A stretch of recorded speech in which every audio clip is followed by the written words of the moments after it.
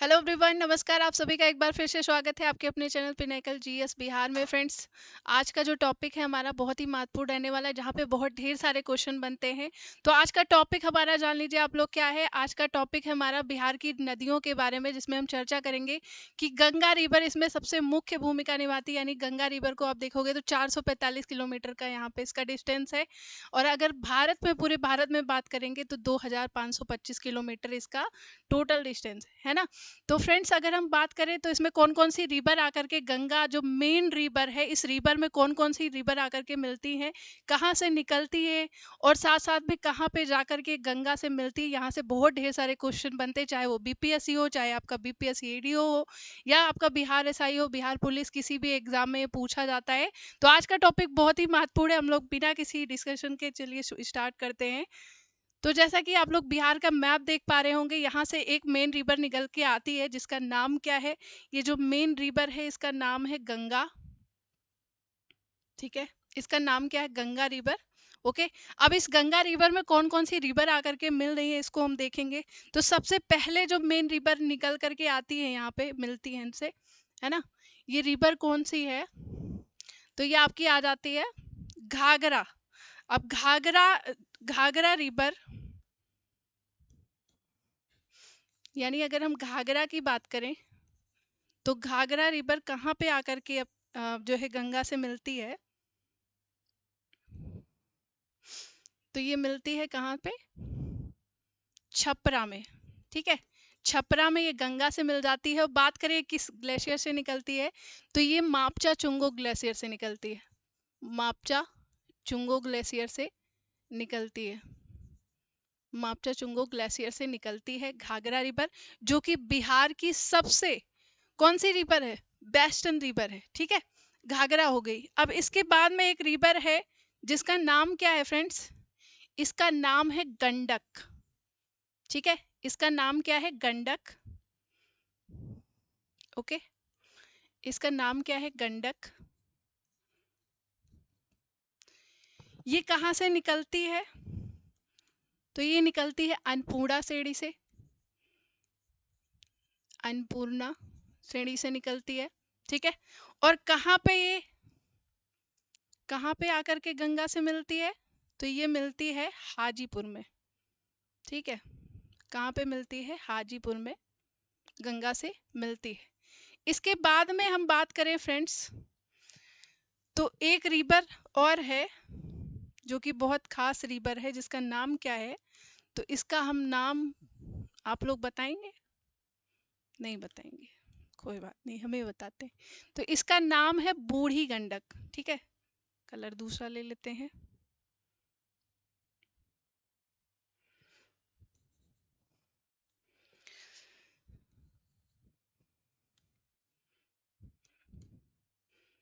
बूढ़ी Gandak. Okay, बूढ़ी गंडक। अब ये बूढ़ी गंडक कहाँ से आती है, तो बिहार की सबसे ऊंची श्रेणी, जिसका नाम क्या है, सोमेश्वर श्रेणी। ठीक है, सोमेश्वर श्रेणी से ये निकल करके आती है बूढ़ी गंडक। कहाँ पे जो है जो है मिलती है गंगा से, तो ये मिलती है कहाँ पे, खगड़िया में मिलती है। किस जगह पे मिलती है, खगड़िया में जो है गंगा से मिल जाती। तो ये आपकी तीन रिवर हो गई, आपकी कौन सी, घाघरा हो गई, गंडक हो गई, और बूढ़ी गंडक हो गई। अब तीसरी जो रिवर निकल के आती है यहाँ पे, जिसका नाम क्या है, जो कि बूढ़ी गंडक से आकर के मिलती है, जिसका नाम है बागमती। इसका नाम क्या है, तो इसका नाम है फ्रेंड्स बागमती। ओके, इस रिवर का नाम है बागमती। बागमती इस रिवर का नाम है। कहाँ से निकलती है, तो ये महाभारत श्रेणी से निकलती है। महाभारत, महाभारत श्रेणी से निकलती है ये। ठीक है, और ये आकर के कहाँ से मिल जाती है, तो ये डायरेक्ट गंगा से नहीं मिलती है, ये बूढ़ी गंडक से यहाँ पे मिल जाती। अब जो रिवर और है, जिसको हम देखते हैं कि बिहार में सबसे ज़्यादा फेमस रिवर है और बिहार के शोक के नाम से जानी जाती है, इस रिवर का नाम क्या है, तो इस रिवर का नाम है फ्रेंड्स, क्या नाम है बताओ, इस रिवर का नाम है कोसी। ठीक है, क्या नाम है इसका, कोसी, कोसी रिवर जो कि बिहार के शोक के नाम से जानी जाती है। और यह किस स्थान पे मिलती है? तो यह कुर्सेला नामक स्थान पे। किस स्थान पे? कुर्सेला। कुर्सेला ये एक स्थान है जो कि कहाँ पे है? कटिहार में है। ठीक है, कुर्सेला। यहाँ पे आकर के गंगा से मिल जाती। अब कोसी से एक रिवर आकर के मिलती है, एक रिवर आकर के मिलती है कोसी से, जिसका नाम क्या है? तो इसका नाम है, क्या नाम है बताओ? इसका नाम है कमला। ठीक है, इसका नाम क्या है? कमला। ये कोशी से आकर के मिलती। अब सबसे पूर्वी नदी जहां से क्वेश्चन भी आया हुआ है, इस रिवर का नाम क्या है फ्रेंड्स? तो इसका नाम है भैया, क्या हो जाएगा इसका नाम? इसका नाम है महानंदा।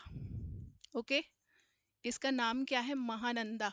ओके, ये सबसे बिहार की सबसे ईस्टर्न रिवर है और यह कटिहार से होकर के मैदानी भागों में प्रवेश करती है बिहार में। तो ये हमारी हो गई बिहार की कुछ नॉर्थ वाली रिवर जो कि गंगा से आकर के मिलती है। एक बार रिवीजन कर लेते हैं, आपकी कौन सी रिवर हो गई? सबसे पहले घाघरा हो गई, घाघरा के बाद में गंडक हो गई, गंडक के बाद में आपकी बूढ़ी गंडक हो गई, फिर आपकी कोशी हो गई, है ना, यहाँ पे आपकी बागमती रिवर मिली, फिर कोशी से कमला मिल गई, फिर महानंदा हो गई। ये हो गई हमारी नॉर्थ वाली रिवर। अब साउथ से कौन कौन सी रिवर आकर के गंगा में मिलती है, इनको भी जरा हम देख लेते हैं एक बार, है ना। तो साउथ में सबसे वेस्ट में कौन सी रिवर आकर के मिलती है? तो इस रिवर का नाम है कर्मनाशा। ठीक है, जो कि सबसे अपवित्र नदी मानी जाती है, कर्मनाशा। यानी यहाँ पे नहाने से बोलते हैं, है ना, यहाँ पे नहाने से क्या होता है? लोग बोलते हैं कि सारे जितने कर्म होते हैं उनका नाश हो जाता है, यानी कर्म नाशा। क्यों होता है ये मुझे नहीं पता, है ना। चलिए, इसके बाद में जो सेकेंड रिवर है कर्मनाशा के बाद में सोन है। कौन सी रिवर है? सोन रिवर है, जो कि कहाँ से निकलती है? अमरकंटक से निकलती है। कहाँ से निकलती है? अमरकंटक से निकलती है। ओके, अमरकंटक से निकलती, इधर लिख देते हैं अमरकंटक, अमरकंटक से निकलती है। ओके, सोन रिवर हो गई, और ये पटना में जाकर के गंगा से मिल जाती है, सोन रिवर। इसके बाद में जो सेकेंड रिवर हो जाएगी वो कौन सी हो जाएगी? सोन के बाद में आपकी पुनपुन हो गई। कौन सी हो जाएगी? पुनपुन। अब पुनपुन की बात करें अगर हम, तो पुनपुन रिवर फतुहा नामक स्थान पे, कौन से स्थान पे? फतुहा, जो कि कहाँ पे है? फतुहा, ये आपके पटना में। ठीक है, यहाँ से क्वेश्चन भी बीपीएससी में आया हुआ है। तो पुनपुन जो है फतुहा में जाकर के गंगा से मिल जाती। पुनपुन के बाद में एक रिवर आती है जिसका नाम क्या है भैया?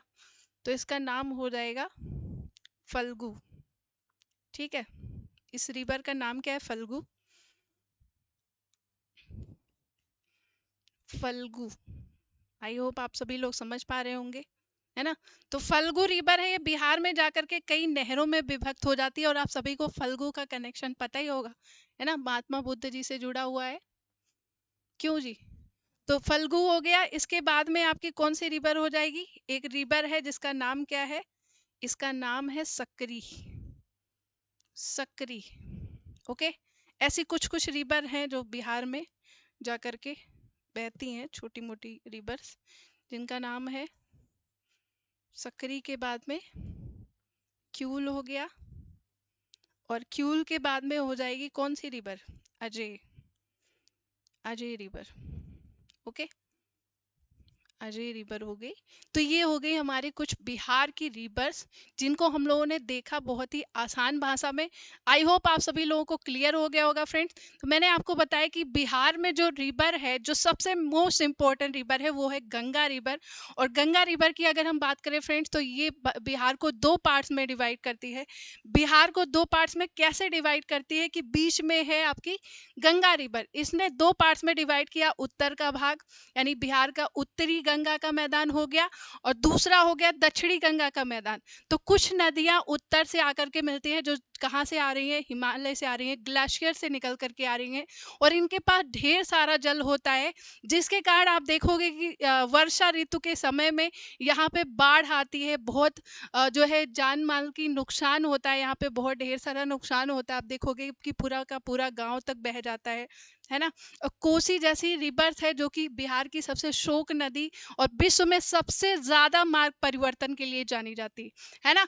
दूसरी आपकी साउथ वाली जो रिवर है, ये कहीं ना कहीं प्लेट्यू से निकल करके आ रही है, जिनके पास अपना खुद का जल नहीं होता है, ये वर्षा के जल पर निर्भर रहती हैं। इनमें वर्ष भर जल नहीं रहता है, इसलिए आप साउथ वाले हिस्सों में देखोगे तो वहां पे सूखा पड़ा रहता है। यानी आप यहाँ पे कितना डाइवर्सिटी देख सकते हो कि कहीं पे बाढ़ है तो कहीं पे सूखा है।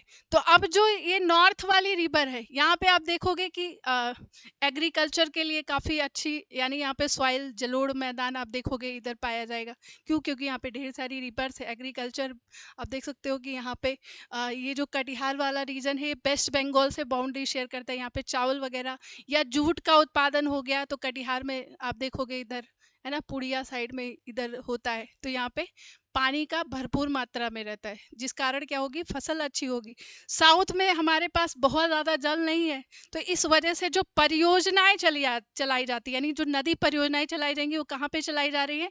साउथ वाले हिस्से में। क्यों? क्योंकि यहाँ पे बहुत ढेर सारा जल नहीं है, लेकिन हमें एग्रीकल्चर तो करना है। एग्रीकल्चर कैसे करेंगे, सिंचाई कैसे करेंगे, उसके लिए बड़ी बड़ी परियोजनाएं आएंगी नदियों के ऊपर, जिससे हम एग्रीकल्चर पे क्या करेंगे, उसका लाभ उठा पाएंगे।